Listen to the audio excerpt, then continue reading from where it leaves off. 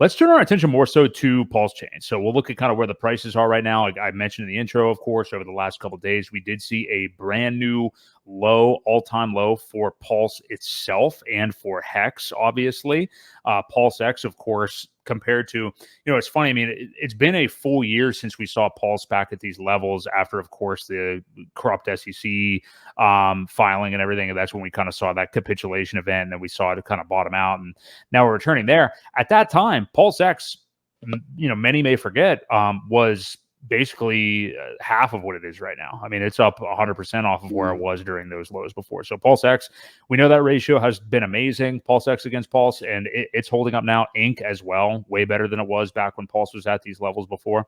But we do at the moment have Pulse at 4 zeros and just about a 3.3. Pulse X 4 zeros 1620. Hex is just below 004. And eHex is at a tenth of a penny basically right now, which has kind of been wanting to hang right in that area. So we can take it any direction real quick with the pricing that you guys want. Ewok, if you wanted to do just the Pulse chart for the moment, I'm curious. And again, Crispy, I know you're not necessarily like Mr. TA or anything like that, but I'm just curious with your sentiment on where we have seen we've seen Pulse do this. People are forgetting, and a lot of people are upset, understandably so, within this ecosystem. And why is the price so low on Pulse and all that stuff?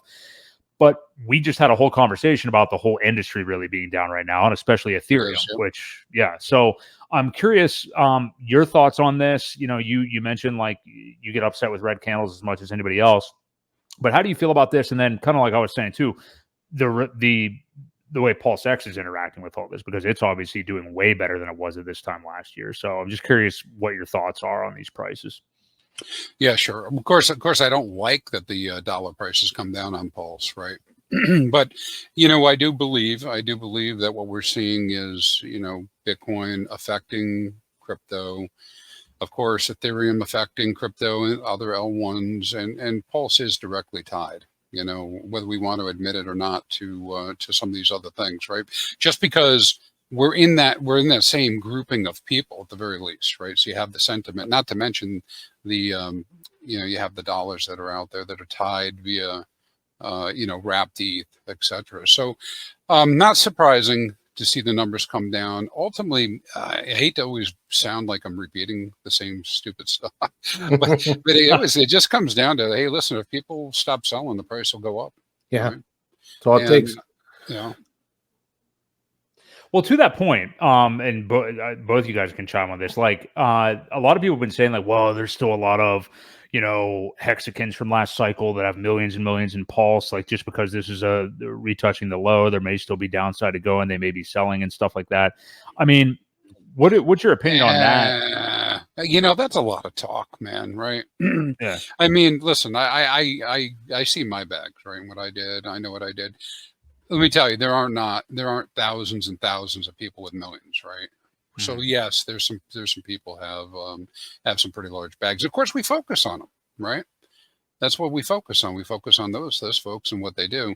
I think it's more about shaking out the true believers. As a market maker, who wants to come in and just give money away to somebody who's going to dump on you? Not many of us, right?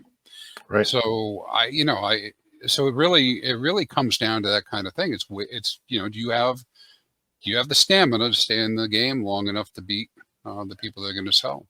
And once we have that turn of sentiment, then things go in the other direction. Of course, it's also affected by macros and what people have in real life and what's going on. I mean, all of those are factors. One of the things I think too, though, is sometimes I wonder, did Richard kind of learn a little bit of a lesson with Hex, and people maybe got a little too rich too quick?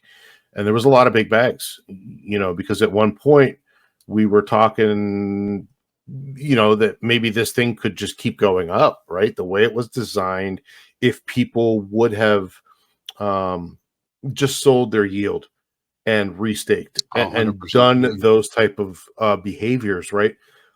It could have continued to go up. Like, it didn't have to dump like it did, but obviously once the snowball starts rolling, it's hard to get it stopped.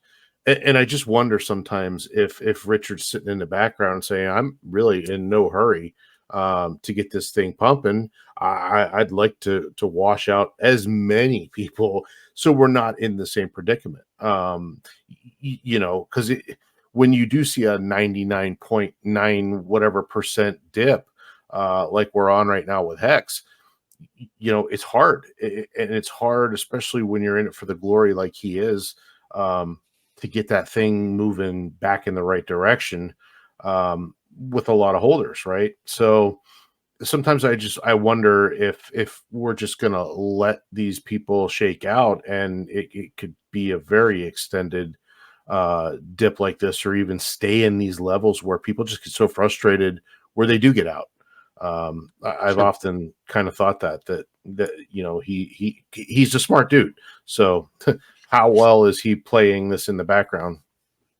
Yeah, 100% there. Well, listen, you know, uh, those who those who are most upset about things probably are the people who are hodling liquid on things Mhm. and not putting the crypto to work. Now, of course, we understand, I think between the three of us and probably your viewers, that the whole reason Hex was invented was to give you a reason to hodl longer, to stay in the game longer.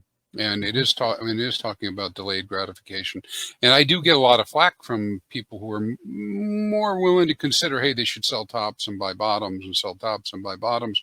And I don't dispute that that's a strategy, but it's very stressful, right?